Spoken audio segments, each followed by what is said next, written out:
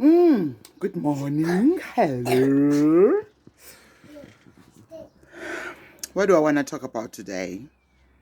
It's being placed in a place where you think it's the wrong place at the wrong time, only to actually realize that it's the right time and the right place.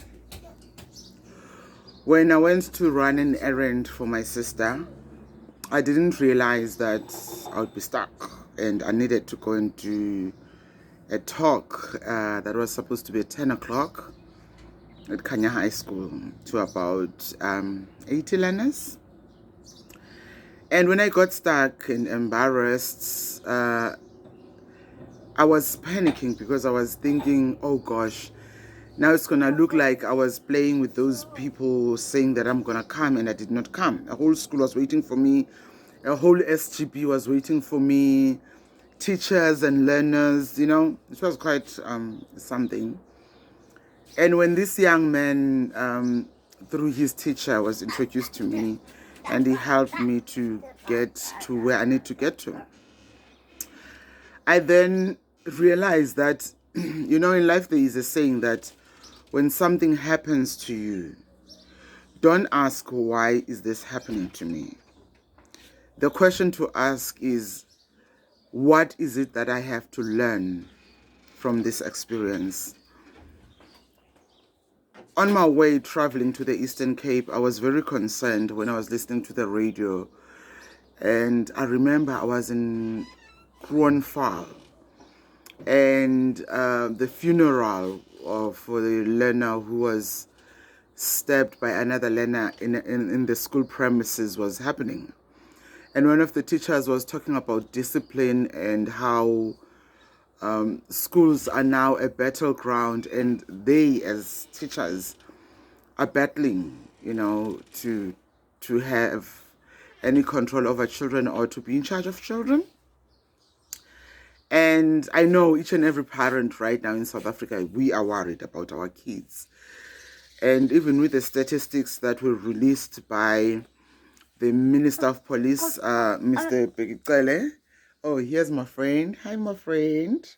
One of the highlights, which was quite scary, was the fact that the highest of the murderers, it's from children. Young people are killing. Young people are becoming murderers through their own actions. And that is very scary. That is super, super scary. And for me, this young man who helped me, he restored my faith that all is not lost. Something is still out there. There are still kids who are teachable. There are still kids who can change our world. And as a result, I'm hopeful that my son will grow up in a world where he's got big brothers who can teach him skills, who can inspire him. Inspire him.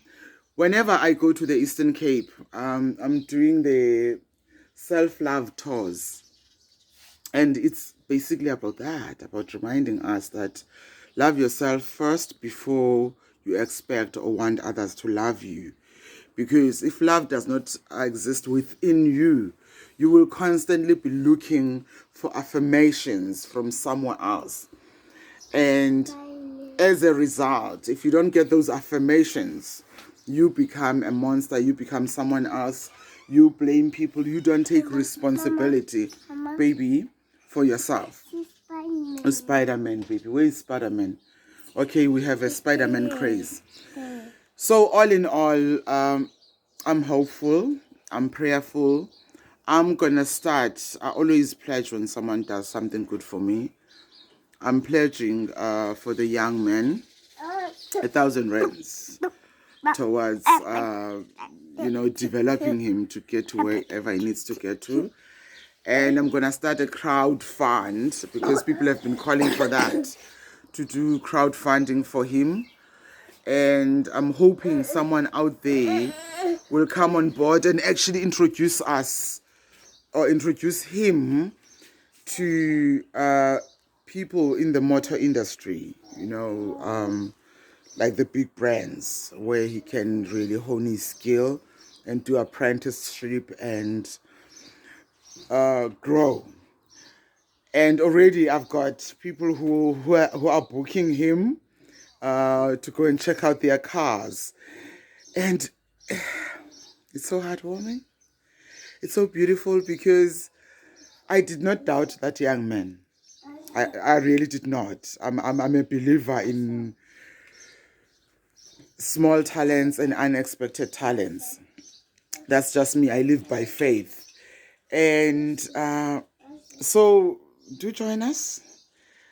Every little bit counts. And let's get him to nominate him for Lead SA. And also let's encourage him to even transfer the skill to others. As we know that the government has been saying that it's the decade of the artisan. And for me, this young man confirms that. And I was asked by one journalist, what do I think? And I said, this young man is actually a diamond in the dust. That's always been my slogan, because I come from the Eastern Cape, literally out of dust. And let's polish him. However, through mentorship, through connecting him to places that matter, to people who matter. Not only him. Let's not misunderstand this. There will always be a vision bearer. For me, he is the vision bearer.